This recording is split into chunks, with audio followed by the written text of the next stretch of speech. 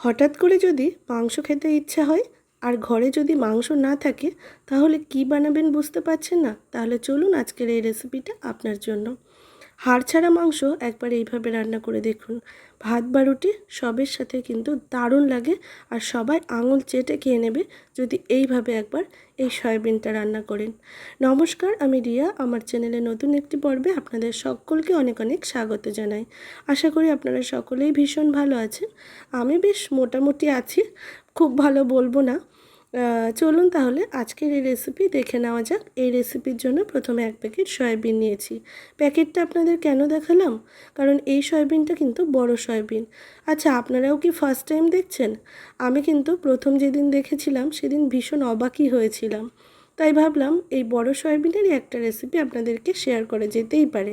অনেক রকম রেসিপি তো শেয়ার করি, তো এই রেসিপিটা একদিন শেয়ার করা যেতেই পারে। তাই আজকের এই রেসিপি আপনাদের জন্য। প্রথমে আমি সয়াবিনের প্যাকেটটা কেটে একটা বড় পাত্রে ঢেলে নিয়েছি। নিয়ে এখানে আমি জল গরম করে নিয়েছি।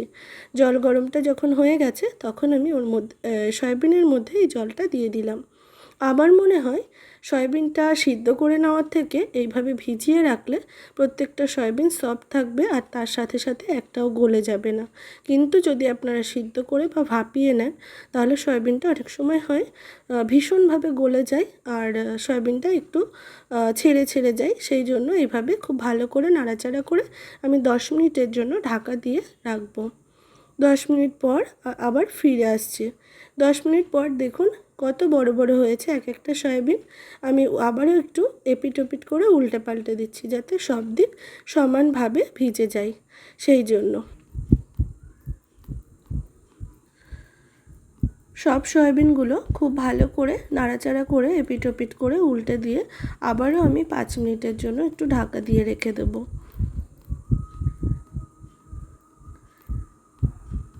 ওদিকে সয়াবিনটা ভিজতে থাক আর এদিকে কড়াইতে আমি পরিমাণ মতো তেল গরম করে নিচ্ছি। এখানে রান্নাটা পুরোটাই সর্ষের তেলেই করব, কোনো সাদা তেল ইউজ করছি না। সয়াবিনে কিন্তু একটু আলু দিচ্ছি, তাই আলুগুলোকে প্রথমে একটু লাল করে ভেজে নেব। আর সয়াবিনের সাথে আলুগুলোকে সামঞ্জস্য রেখেই আমি কেটে নিয়েছি। আলুগুলো একটু ভেজে নিলে খেতে কিন্তু টেস্ট হয় ভালো আর সিদ্ধ হতেও সময়টা অনেকটা কম লাগে। সেই জন্য আলুগুলোকে একটু লালচে করে আমরা ভেজে নেব। এপিট ওপিট উল্টে চারিপাশ যখন বেশ লাল লাল হয়ে আসবে ঠিক সেই সময় আলুগুলোকে এইরকম ভেজে আমরা তুলে নিচ্ছি। তুলে একটা পাত্রে নামিয়ে নিয়েছি।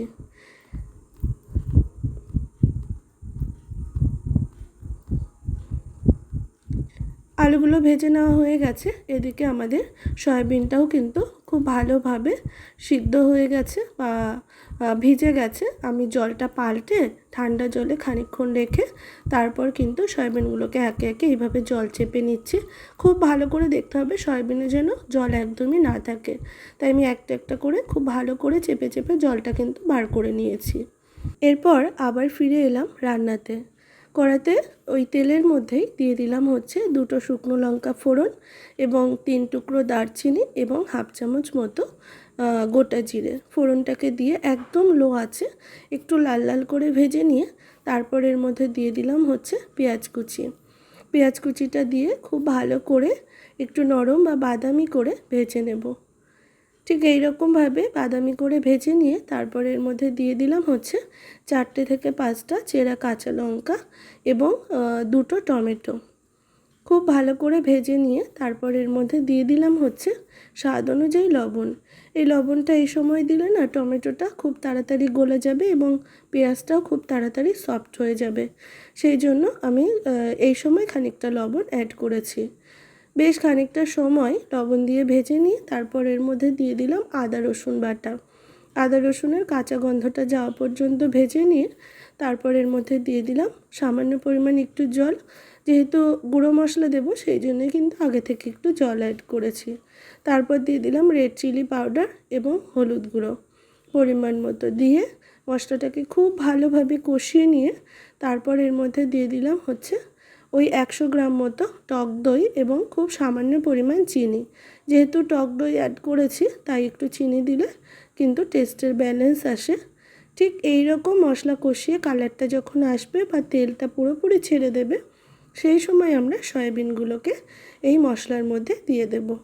মশলার মধ্যে দিয়ে সয়াবিনটাকে আমরা 3 থেকে 4 মিনিট মিডিয়াম হিটে খুব ভালো করে নাড়াচাড়া করে এপিট ওপিট করে আমরা কষিয়ে নেব। সয়াবিনের কাঁচা গন্ধ থাকে যেহেতু, তাই এইভাবে ভালো করে কষিয়ে নিলে সয়াবিনের কাঁচা গন্ধটা পুরোপুরি এই সময় চলে যাবে। তাই একটু সময় নিয়ে বা ধৈর্য ধরে সয়াবিনটাকে এই সময় আমাদের কষিয়ে নিতে হবে। খুব ভালোভাবে কষিয়ে নিয়ে তারপর এর মধ্যে দিয়ে দিলাম হচ্ছে আলুগুলোকে। আলুগুলো দিয়েও আবারও মিনিট 2 আমরা কষিয়ে নেব। এরপর কষিয়ে নেওয়ার পর এর মধ্যে দিয়ে দিলাম পরিমাণ মতো জল। উষ্ণ গরম জল এর মধ্যে আমরা অ্যাড করলাম।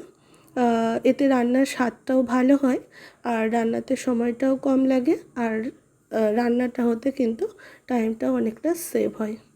সেই জন্য উষ্ণ গরম জল এর মধ্যে অ্যাড করে 4 থেকে 5 মিনিট মিডিয়াম হিটে আমরা রান্না করে নিয়েছি।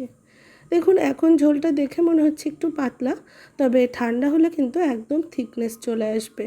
ঠিক আমি যেমনটা চাইছি ঠিক সেই রকমই আসবে। সব শেষে হাফ চামচ গরম মশলা গুঁড়ো দিয়ে নামিয়ে নিলেই তৈরি মাংসের স্টাইলে সয়াবিন রেসিপি। এটি গরম গরম ভাত বা রুটি দুইয়ের সাথেই আপনারা পরিবেশন করতে পারেন। খুব তাড়াতাড়ি রান্নাটা হয়ে যায়, খুব বেশি সময়ও লাগে না, খেতেও স্বাদে হয় সুপার টেস্টি। ঘরে থাকা সামান্য কিছু উপকরণ দিয়ে তৈরি হয়ে গেল আমাদের আজকের রেসিপি, মাংসের স্টাইলে সয়াবিন রেসিপি। কেমন লাগলো আজকের রেসিপি অবশ্যই জানাবেন। ভালো লাগলে লাইক কমেন্ট শেয়ার, এবং আমার চ্যানেলে নতুন বন্ধু হয়ে থাকলে চ্যানেলটিকে সাবস্ক্রাইব করার অনুরোধ রইল। আবারও নিয়ে আসবো নতুন একটা রেসিপি। ততক্ষণের জন্য সকলে ভীষণ ভালো থাকবেন। অনেক ধন্যবাদ। Thank you so much for watching.